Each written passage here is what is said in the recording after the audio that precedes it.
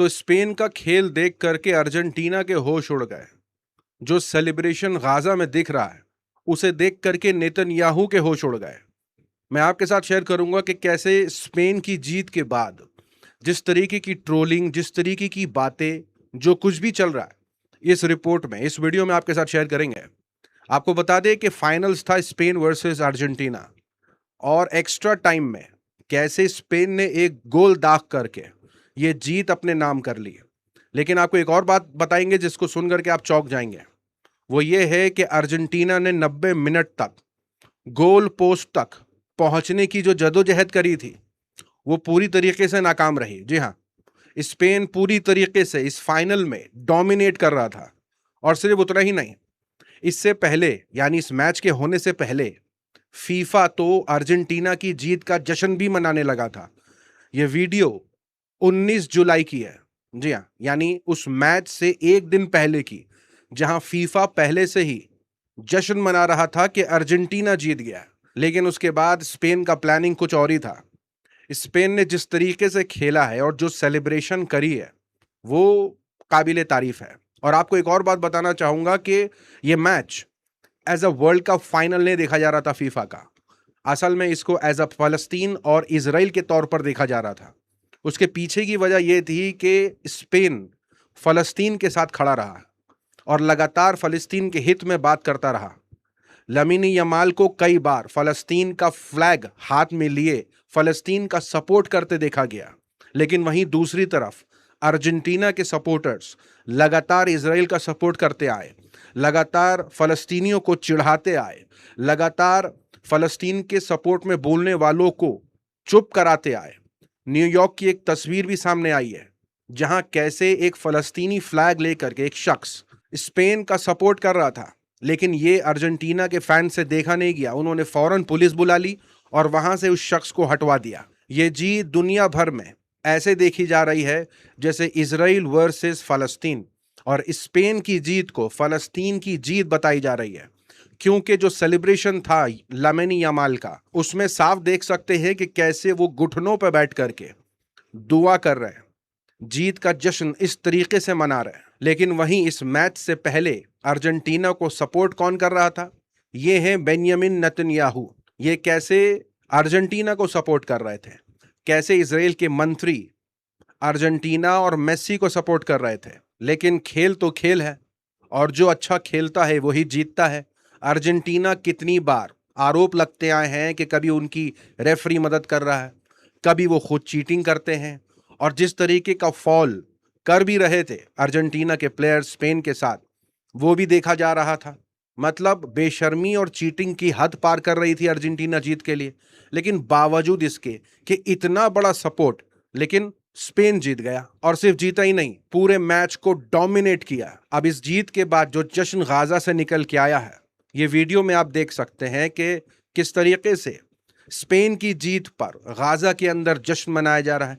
Spain ने जब गोल दागा उस पर जश्न मनाया जा रहा है।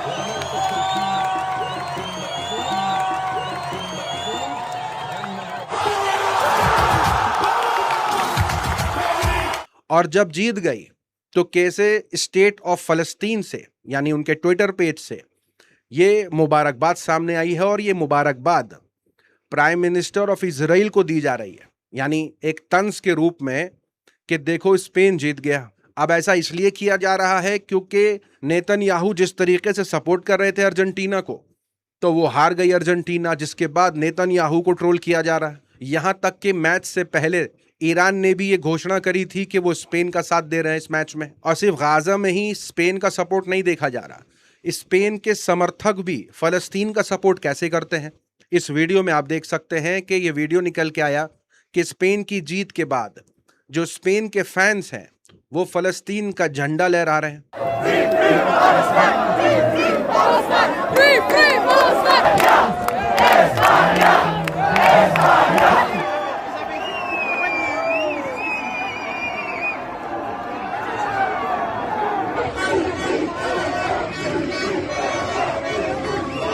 अब देखिए, इंडिया के अंदर जो आईटी सेल वाले हैं, जिन्हें अनभक्त बुलाया जाता है, जो बस एक नैरेटिव को फॉलो करते हैं, उनका अपना दिमाग तो होता नहीं है। वो ताकतवर और मालदार लोगों को देखते हैं कि जो वो करते हैं वो वैसे ही ठुमका लगाते हैं। तो जिस तरीके की ट्रोलिंग इजरायली फलस्तीनियों की करते हैं, तो वो लोग भी करते हैं वही काम। अब हुआ ये कि लगातार ये बातें चल रही थी कि भाई मेसी जो है वो फाइनल तक इसलिए पहुंचा क्योंकि वो सनातन धर्म को फॉलो करता है, क्योंकि वो हमारे कल्चर का सम्मान करता है। लेकिन फिर ये ट्रोलिंग चल रही थी कि भाई क्या बकवास है ये, वो तो बीफ ईटर है, तुम तो इसके विरोध में रहते हो, लगातार मुसलमानों पर उंगलियां उठती रहती हैं बीफ को लेकर के, तुम यहां बीफ ईटर को बर्दाश्त नहीं कर पाते, मेसी को तुम बीफ ईटर जानते हुए भी सपोर्ट कर रहे हो, दोगलापन भी देखिए आप। लेकिन जो चीज देखने को मिली वो ये कि फाइनल में जब अर्जेंटीना हार गई तो अब लोग उनको ट्रोल कर रहे हैं कि अब कहां चले गए भाई साहब आप, अब क्या आपके कल्चर ने मेसी को जिताया नहीं। यहां तक के बेशर्मी तो तब भी हो गई थी जब इजिप्ट और अर्जेंटीना का मैच था और इजिप्ट हार गई थी, तो यही अनभक्त आईटी सेल वाले चला रहे थे कि इजिप्ट को अल्लाह जिता नहीं पाया और अर्जेंटीना को इसलिए जिता पाया क्योंकि वो हमारे कल्चर, हमारे भगवानों में मानता है। उस वक्त ये बातें चल रही थी कि शर्म करो, अर्जेंटीना का तो तुमसे कोई लेना देना भी नहीं है, और अगर भगवान मेसी की इतनी मदद कर रहा है तो फिर इंडिया की टीम कहां है फाइनल्स में, चलो फीफा में ही कहां है, मतलब कोई सेंस है इनकी बकवास का। तो ये बकवास चल रही थी। अब जब से स्पेन जीती है तो ये आईटी सेल वाले किसी पर्दे के पीछे छुपे बैठे हैं, मजाले इनके मुंह से कोई बात निकल जाए। और स्पेन का सपोर्ट कई लोगों को करते देखा गया, यानी जाने माने पत्रकार हो जाएं, ऐसे लोग हो जाएं जो फलस्तीन के सपोर्ट में रहते हैं, वो भी स्पेन का सपोर्ट कर रहे थे, चाहे वो बड़े मुफ्ती हो जाएं। स्पेन का सपोर्ट कई लोगों को करता देखा गया, और उसके पीछे की वजह वही डिफरेंस जो फलस्तीन और इजराइल के मानने वालों में है। तो खैर, फलस्तीनियों के लिए जिस टीम को वो सपोर्ट कर रहे थे उनके लिए तो खुशखबरी है, उनके लिए तो ये बड़ी खबर जरूर हो सकती है। लेकिन असलियत में जीत तो तभी हासिल होगी जब इजराइल ये मानेगा कि जो वो कर रहा है वो गलत है। लेकिन यूं कहते हैं ना, द पॉलिटिक्स है और धर्म की राजनीति, उसके आड़े हाथों मासूम ही आते हैं। तो सबसे बड़ी जीत तो तभी होगी जब इजराइल अपनी गलती मान करके जो वो जुर्म, जो वो गुनाह कर रहा है, जो वो जुल्म कर रहा है, वो रोकेगा, तभी जीत हासिल हो सकती है। और उसके लिए एक मैच डिसाइड नहीं करेगा, उसके लिए दुनिया के लोगों को इकट्ठा होना होगा और जुल्म के खिलाफ बोलना होगा। लेकिन स्पेन की जीत पर आपका क्या कहना है? क्या आपने मैच देखा? अगर देखा तो अपनी बात बताइए, कमेंट में रखिए कि आपको मैच कैसा लगा। और जो अर्जेंटीना पे आरोप लगते रहते हैं चीटिंग के, मेसी पर लगते रहते हैं, इस पर आपका क्या कहना है? अभी के लिए इतना ही, मिलूंगा अगले वीडियो में, तब तक के लिए अपना ख्याल रखें।